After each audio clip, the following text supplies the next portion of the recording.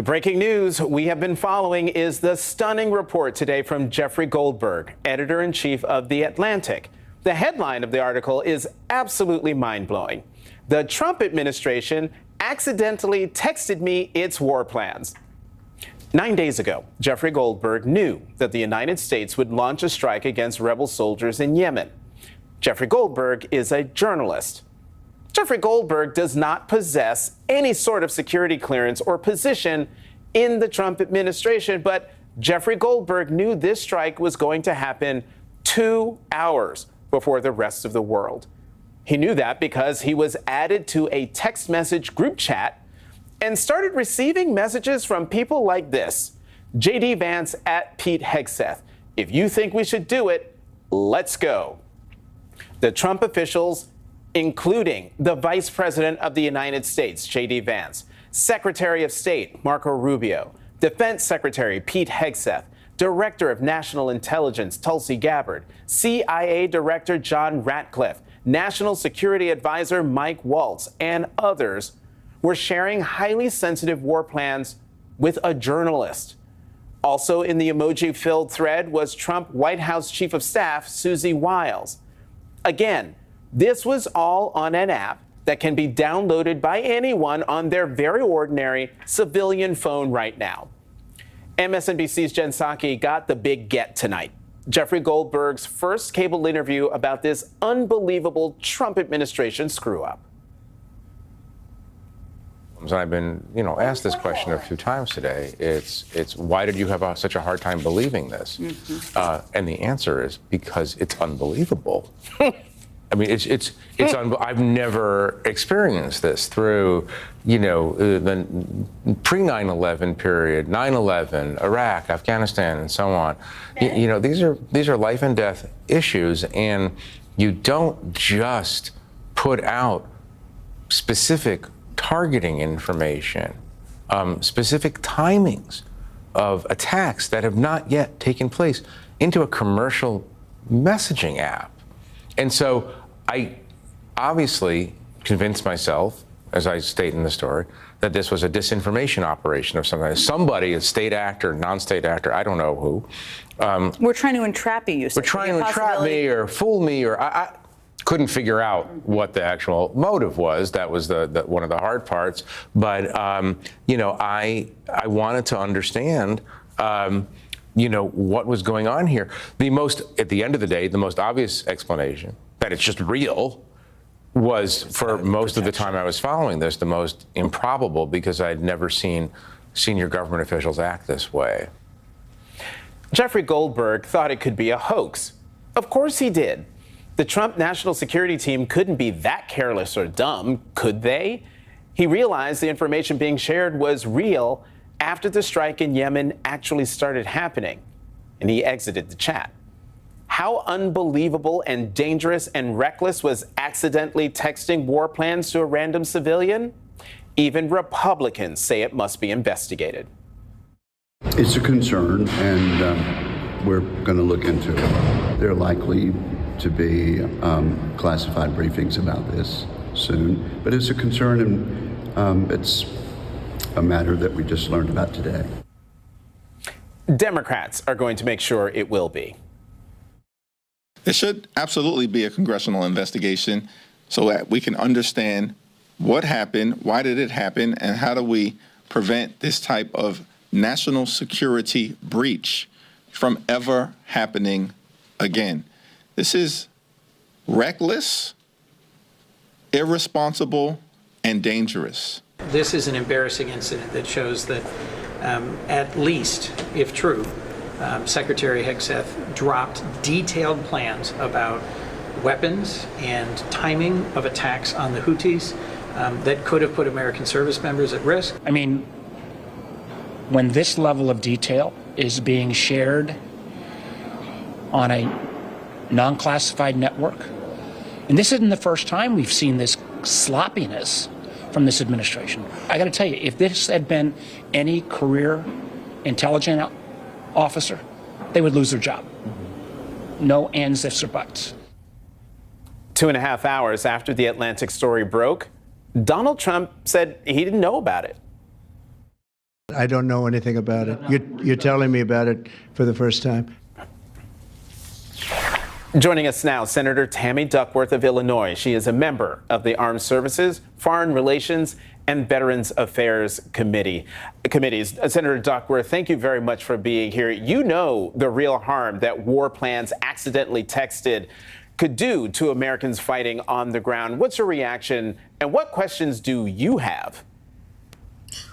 Well, the first thing is that none of those people questioned, number one, that they were on signal, and they were on signal for multiple days before Hegseth even put up onto the chain the war plans and the targeting information.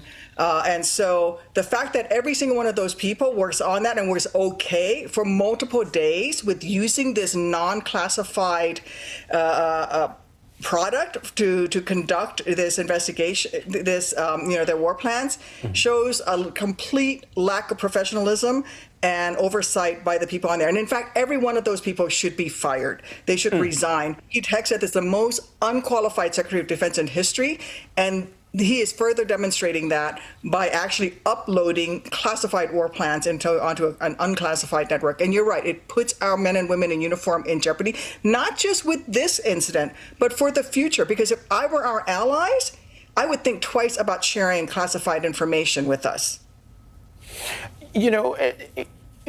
This is going to be investigated. And if they come before your committee, what specific, other than asking them to resign, what specific questions would you want to have answered about how this happened?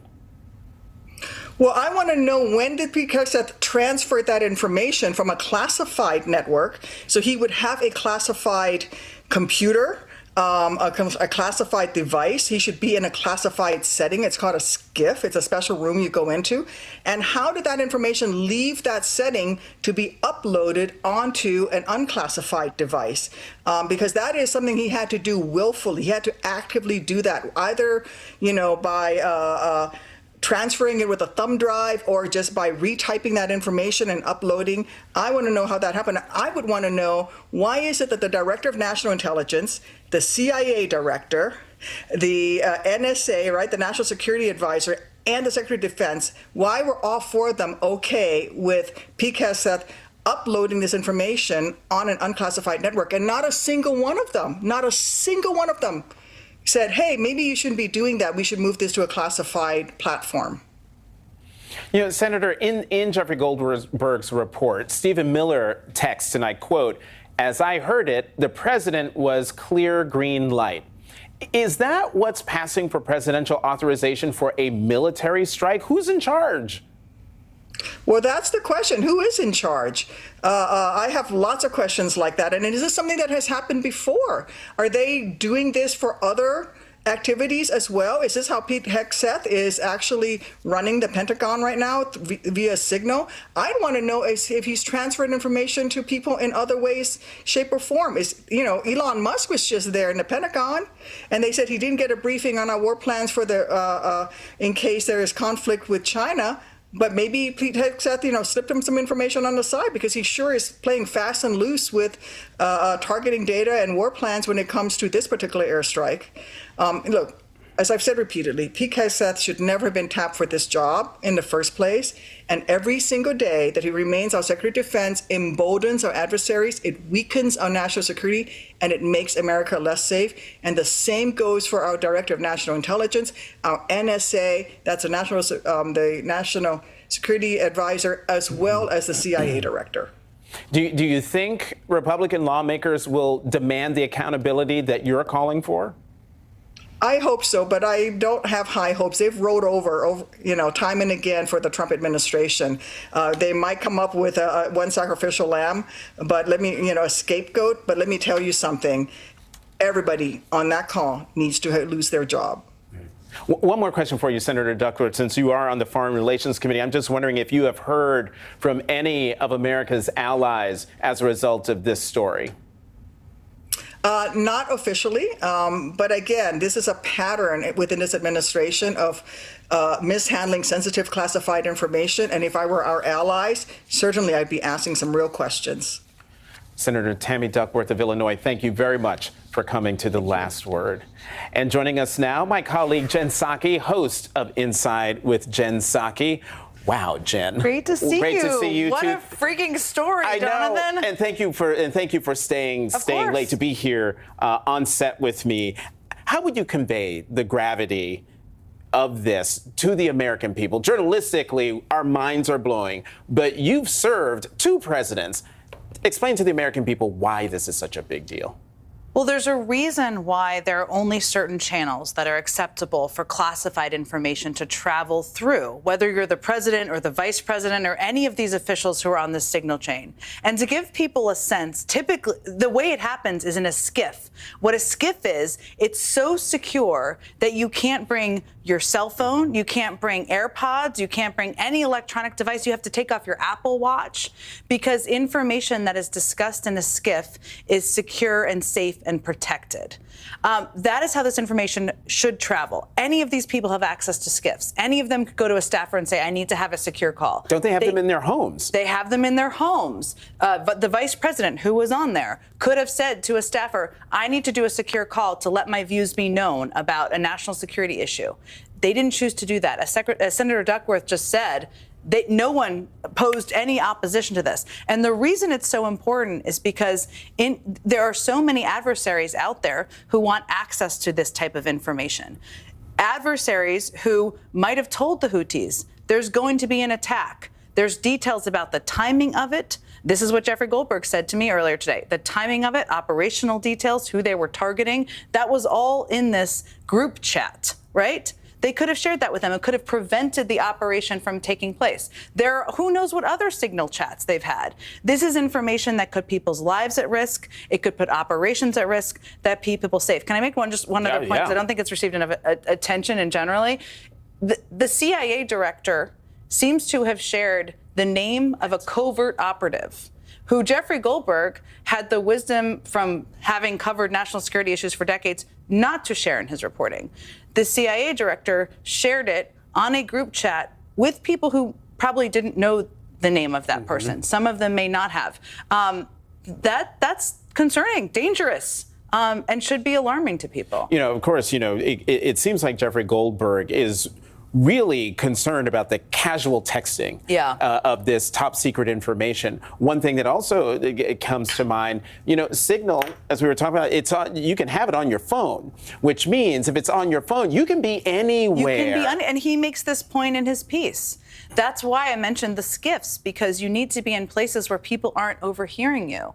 There are operatives, there are spies in coffee shops, in restaurants. Even if they're not spies or operatives, there are things they shouldn't be hearing about operations. People were doing this, some of them at least on their phones. They could have done it in broad daylight, around in crowds. One thing that might surprise people, the text thread shows messaging is a concern. The White House wants to project invincibility. Trump is Teflon, but it seems they don't actually believe that when you read Jeffrey's story. Well, what's also detailed, and I think you're referring to Pete Hegseth's, some of the points Pete Hegseth makes in this chain, and he engages quite a bit in this chain, according to Goldberg's reporting, and he's also the one who shares such a level of operational details about a military action that Jeffrey Goldberg doesn't share it in his own reporting.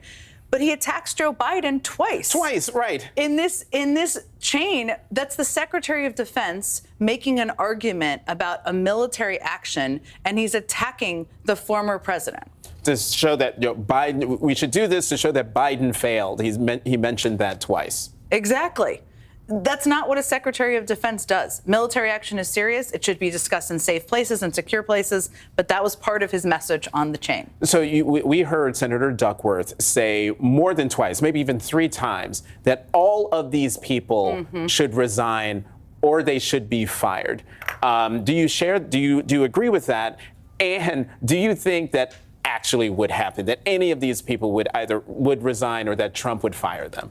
I was born at night. It wasn't last night. I don't think that's what's going to happen. Here's what's interesting, though, because this story, I think there's so many more threads that I have questions about. I'm sure you do. What were the other signal chains about? What do our allies around the world think? Will Republicans do anything? There happens to be, what a timing, a worldwide threats hearing tomorrow, where a number of the national security officials on that chain are going to have to testify under oath. And I know the Democrats will ask them some tough questions. I would hope the Republicans do. I'm not naive, but these are not political questions. These are national security secrets. These are national security information that's putting us all at risk. That hearing's going to be lit. It isn't always, but it may be lit tomorrow. Yeah, tomorrow is going to be lit. Jen Psaki, thank you very much for hanging around and for doing this. My pleasure. Great to be with you.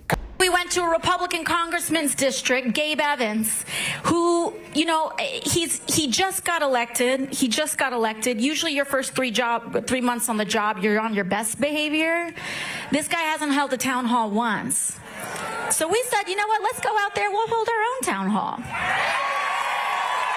We thought wildest dreams out there in Greeley. We thought maybe 2,000 people would show up.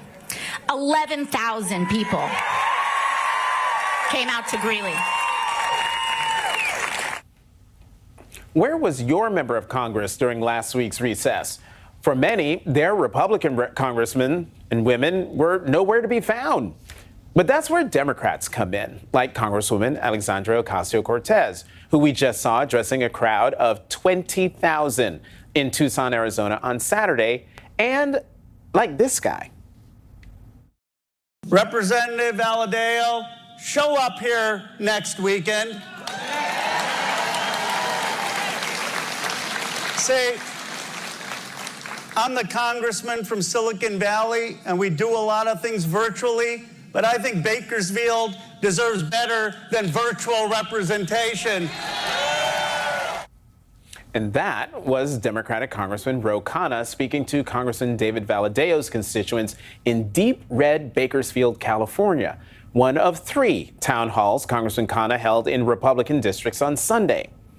This happened after we reported that Congressman Khanna had to move a town hall in his district to a different day in order to accommodate the more than 1,300 people who RSVP'd.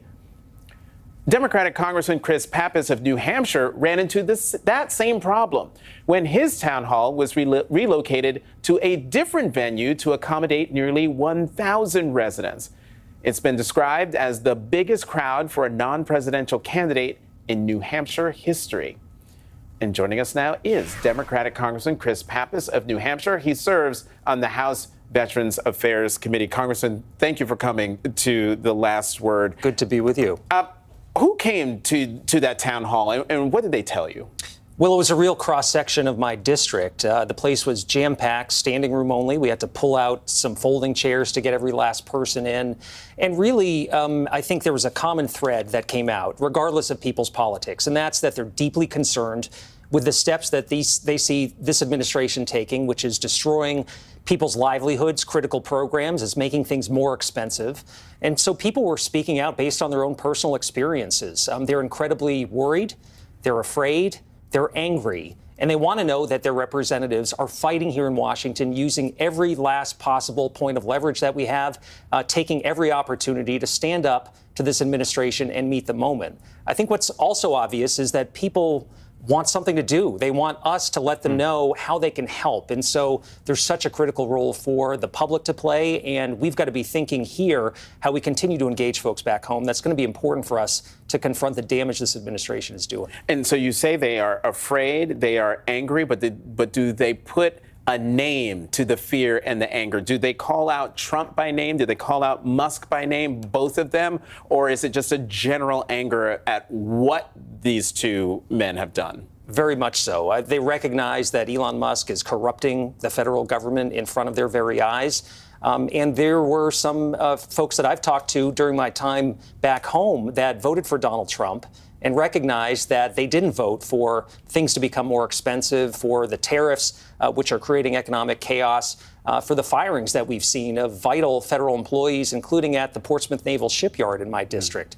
So I think regardless of where people are coming from, they're recognizing that this is a critical moment for our democracy. There's an opportunity for people to be engaged here.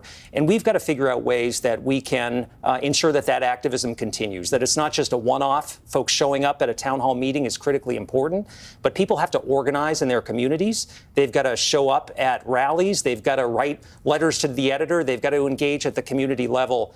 We really have to have a full accounting for the damage that's being done right now and personalize it in terms of local impacts. Let me get you on one more thing, Congressman Pappas. You just wrapped up your tour of 10 New Hampshire counties as you consider a run for Senator Jeanne Shaheen's open U.S. Senate seat.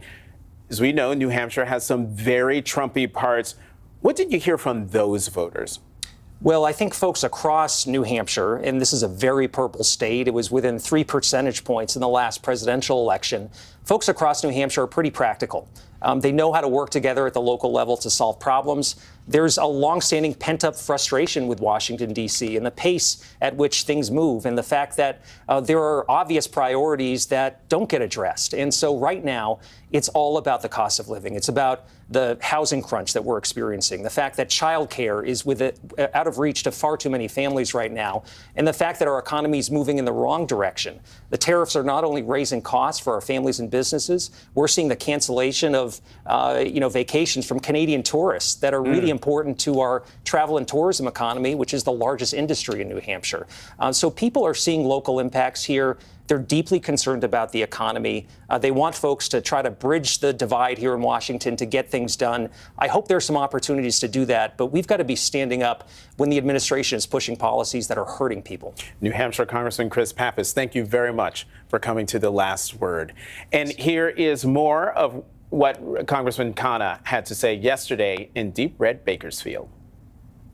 If we are indifferent when Donald Trump comes after the trans community, if we are indifferent when he comes after the LGBTQ community, if we are indifferent when he comes after the Venezuelan community, when he comes after the Muslim community, when he comes after women, then soon he will come after us. We need to stand for principle in this country.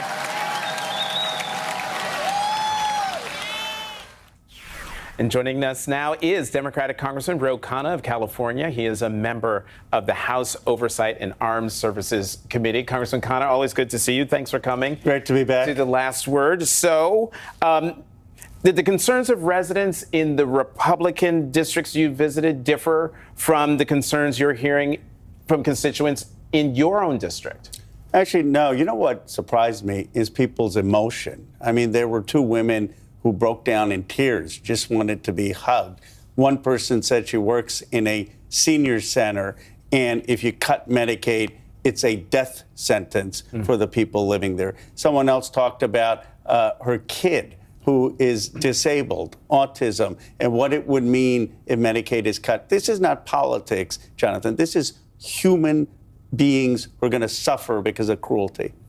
You know, you held town halls in the districts of Republican Congressman David Valadao, we've mentioned before, but also Ken Calvert and Young Kim. And Politico reports, and I'm going to quote here, Valadao, Calvert, and a spokesperson for Kim all responded with variations of the same theme, brushing off Khanna's visit as a political stunt. All 3 of their districts had shifted further right in 2024 compared to 4 years prior, a reflection of just how much ground Democrats have lost even in the blue bastion of California. Congressman, what's your response to that? I wish they could just meet some of these constituents. I wish they could meet the mom who had a baby in NICU and now who's 2 years old and needs home care so for her child to survive and is fearful she's not going to have home care, fearful her son isn't going to be able to go to school and get an IEP program. This isn't games.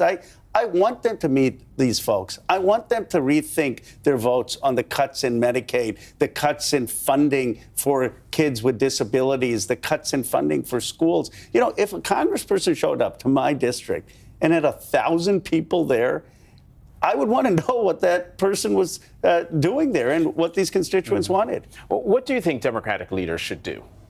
I think what I kept hearing is Give us a plan. You know, I kept invoking John Lewis and the civil rights movement, and someone said to me, you know what? The civil rights movement had leaders. There was John Lewis, Martin Luther King, Fannie Lou Hamer, Ella Baker, telling us what to do. We need leaders telling us what to do. I think people are raising their hands saying, what should we do? We need someone saying, you can phone bank, you can knock on doors, you can take literature, and let's do it in 30 red districts across the country. Let's start running a campaign in these districts. Doesn't have to be a candidate, but to get the facts out about what these Medicaid cuts are going to mean, what these education cuts are going to mean to schools. You're on the House Armed Services Committee, correct? Yeah. So I can't have you sit here and not ask you about the huge story from The Atlantic. Jeffrey Goldberg, the editor of The Atlantic, with his big story about how he was looped in on a group text chain with the National Security High Command plotting out what the bombing campaign against the Houthis. Just your reaction to that being done on Signal, a publicly available app. The irony of it, this guy who's firing the previous Joint Chiefs of Staff because of DEI, getting rid of people who are black or women because they may not be qualified. And guess what? He turns out to be the most incompetent, unqualified person there. I want to start talking about merit in this country and how Donald Trump has appointed the least meritorious people to these jobs and how people in the Biden administration actually served with distinction. That's the real merit conversation. We're going to leave it right there. Congressman Ro Khanna of California, thank you very much. Thank you for coming to The Last Word. And breaking news, the Trump administration tonight says it will not answer the simple questions a federal judge has demanded in order to determine if the administration defied a federal court order. That's next. Breaking news tonight, the Trump administration now says it will refuse to answer a federal judge's very basic questions about the administration's alleged defiance of his order earlier this month to turn around planes deporting Venezuelan migrants. In the new filing, Attorney General Pam Bondi wrote that no further information will be provided in response to the court's March 18th, 2025 minute order based on the state secrets privilege. This comes after that same federal judge, U.S. District Judge James Boasberg, left his restraining order in place, blocking the Trump administration from summarily expelling Venezuelan migrants without due process. In his ruling today, the judge also possibly set the stage for a contempt finding when he wrote that the, quote, most reasonable inference is that the Trump administration hustled people onto those planes in the hopes of evading an injunction. Separately, this case could end up before the Supreme Court. Today, a federal appeals court heard arguments about Trump's invocation of the Alien Enemies Act. If the government says we don't have to give process for that, then y'all could have put me up on Saturday and thrown me on a plane, thinking I'm a member of Nicaragua and giving me no chance to protest it and say somehow it's a violation of presidential war powers for me to say, excuse me, no, I'm not. I'd like a hearing. Joining us now, Joyce Vance, former U.S. attorney and a professor at the University of Alabama School of Law. She is a co-host of the podcast hashtag Sisters in Law and an MSNBC legal analyst. Joyce, thank you for being here. What happens now that the Trump administration has invoked the state secrets privilege?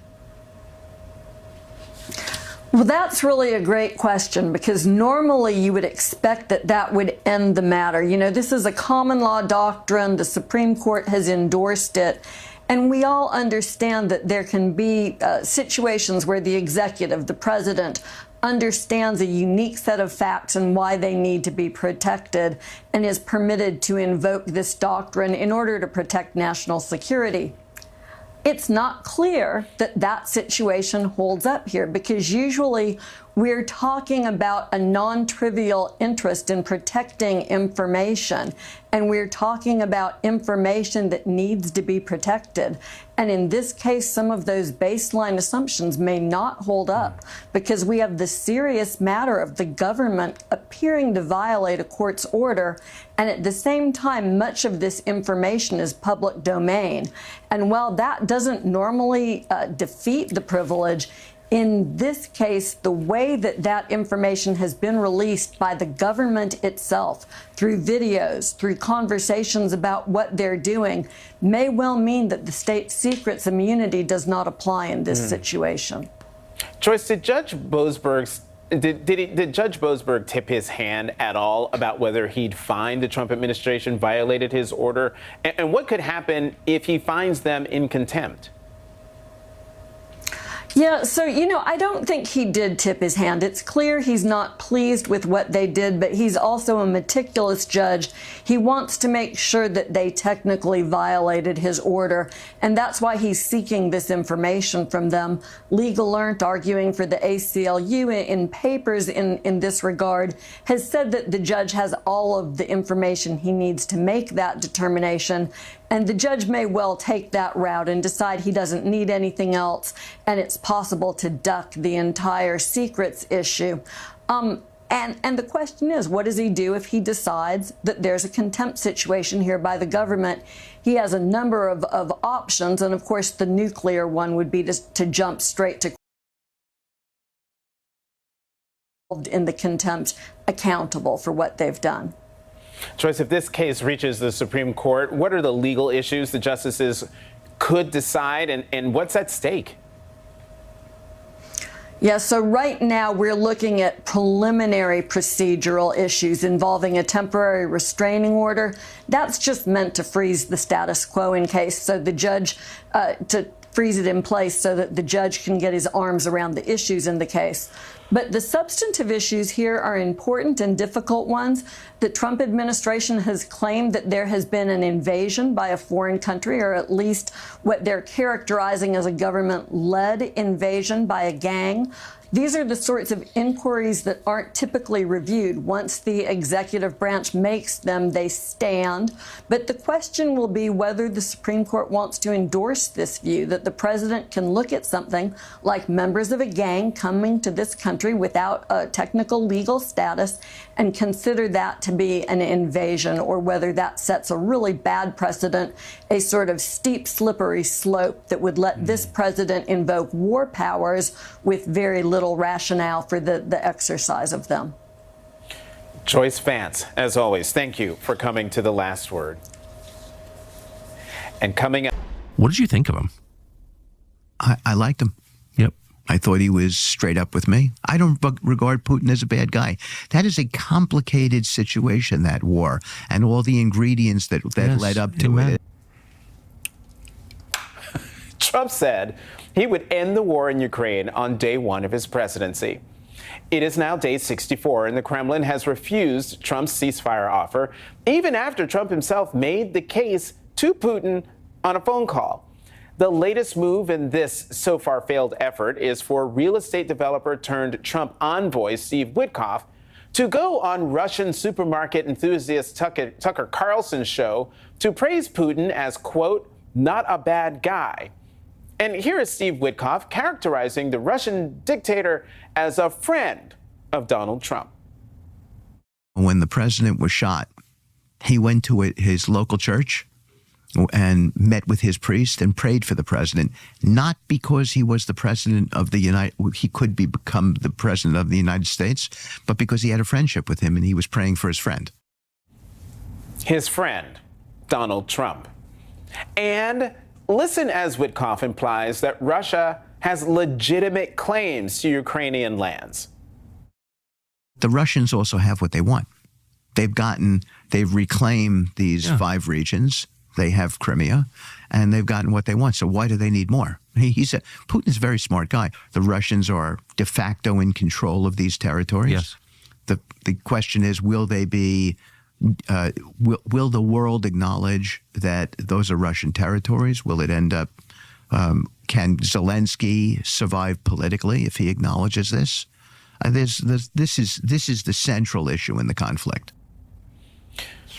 Joining us now, Timothy Snyder, professor of history at Yale University. He is the author of the New York Times bestseller On Freedom.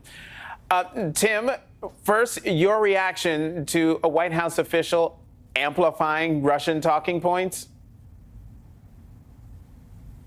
Well, about 100 years ago, the conservatives laughed at the naives who went to Moscow and retreated to a visit with Stalin and came back talking about how wonderful the Soviet Union was. That is exactly what we saw here, just with everything reversed. It's now the conservatives going to Moscow and being charmed by the leader of a right-wing fascist state. It's a categorical mistake to base your foreign policy on your personal impressions of a charismatic leader. It's certainly an error of judgment to believe that Putin, who is probably the most successful liar of the 21st century, is being straightforward with you. And it's sad to see an American envoy just be so wrong about the basic issues of law and facts in this war. You know, Tim, Time Magazine has a new interview with Ukrainian President Zelensky today where he said this about the Trump White House relationship with Putin. I'm quoting, "I believe Russia has managed to influence some people on the White House team through information. Their signal to the Americans was that the Ukrainians do not want to end the war and something should be done to force them." Do you believe that Witkoff actually believes what he is saying, or is there a conscious decision to play both sides? I'm not sure there's really any difference. I mean, if the top of the American government is magnifying Russian propaganda and talking points, which is what's happening here, why they're doing it seems less important to me. I mean, Witkoff is saying that it's a question whether international borders are actually real. That can't be a question. It can't be something that you give away in advance, and it shouldn't even really be a question. And it's certainly true that according to the basic logic of negotiation, the Americans should be putting pressure on the Russians. The Russians are the ones who invaded, and now the Russians are the ones who are refusing the ceasefire. So the U.S. should be putting pressure on Russia. Instead, the idea has been to put pressure on Ukraine. And that seems like a mistake which has to come from somewhere. As you say, either a deliberate or a malign misunderstanding of the situation. Let me read part of what the Wall Street Journal editorial board said about the Tucker Carlson-Steve Witkoff interview. And I'm quoting here. Steve Witkoff says he's not taking sides as he tries to mediate an end to the war Vladimir Putin started in 2022. He could have fooled us. The administration's propensity to fall for Russian propaganda is something else. Certainly no one would accuse them of following in Churchill's footsteps. Whether they follow in Neville Chamberlain's will depend on what the final details are in the peace accord that Messieurs Witkoff and Trump are negotiating.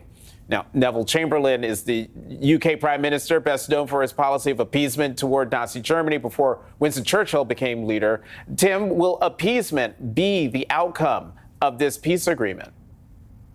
Much as that language in the journal seems strong, we have to remember that it's a little unfair to Neville Chamberlain because he appeased in 1938 before the war started.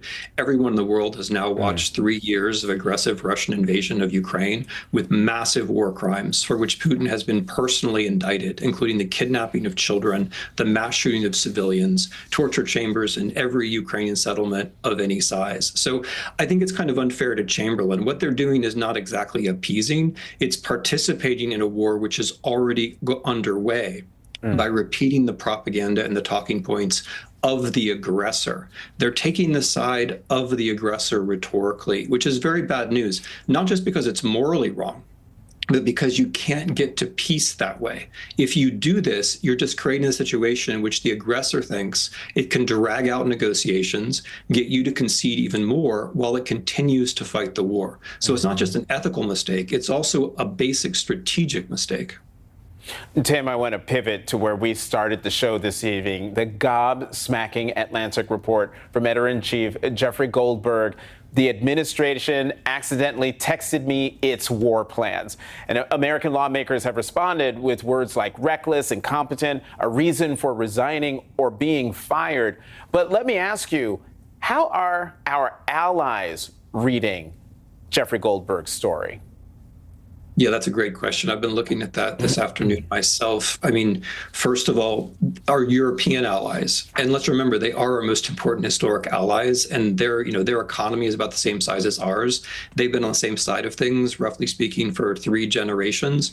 They are reading Vance and Hegseth saying that personally, Vance, the vice president, and Hegseth, the secretary of defense, don't like Europe, and that their personal emotions about Europe are going to drive our policy. Naturally, they're going to react to that. Not just that they're not going to like it, but just this inability for people to distinguish their own psychological preferences from American interests is very disturbing. And the second thing, of course, is that other countries don't do intelligence this way. They don't go on unsecure third-party platforms and talk about issues of the highest national security in the presence of reporters. Nobody else does that. And so, of course, everyone has to question how seriously they can take their communications with us, because anything they tell us could end up, in some kind of informal chat. And let's not delude ourselves that this was the only chat like this. It just happens to be one in which they unwittingly included a reporter. They're presumably doing this all the time. Professor Timothy Snyder, thank you very much.